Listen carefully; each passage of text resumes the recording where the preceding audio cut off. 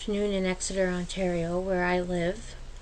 My name is Sarah Colbert, and I'm a disability advocate and live with several chronic invisible illnesses.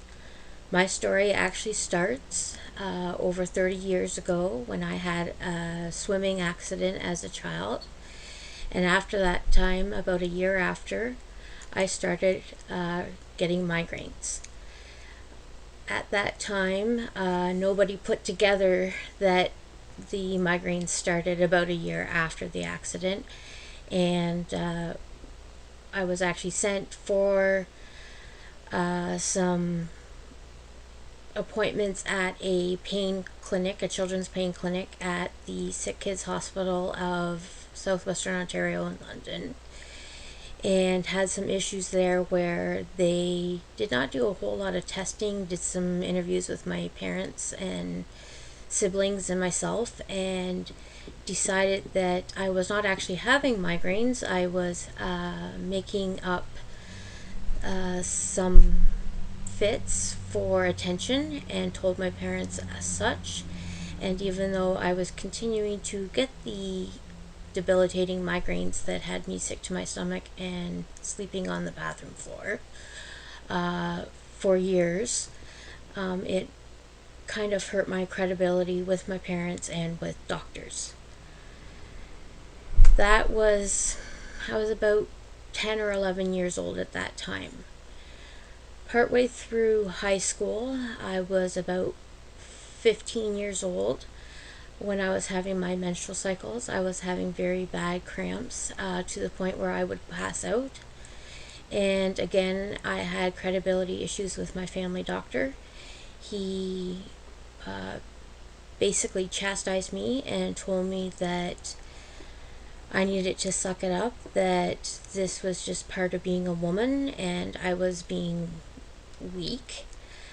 But I was adamant and advocated for myself, and upon further testing, they found a cyst on one of my ovaries and sent me to a specialist who did further testing and eventually did an exploratory scope, and I was diagnosed at 15 with endometriosis. That was life: migraine, endometriosis, pain, aches and pains that couldn't be explained. But I continued on with life as per. As expected, I did have a car accident in 1999, as well as jaw surgery to try and help with the migraines.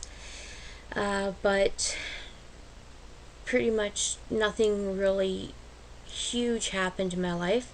I did get a new job in 2001 and made a move about an hour and a half away from home, and was in my niche. I loved the job. I was advancing rapidly, and then all of a sudden I got really, really sick, and I went from working as many hours as I could and being in the management pool to sleeping anywhere from 12 to 20 hours a day, chronic migraines, not being able to function.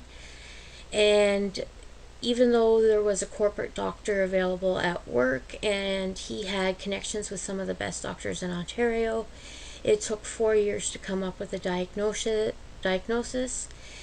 And eventually I was diagnosed with fibromyalgia. Now, with fibromyalgia, there comes a lot of stigma at that time. It was early, it was before fibromyalgia was fairly common. And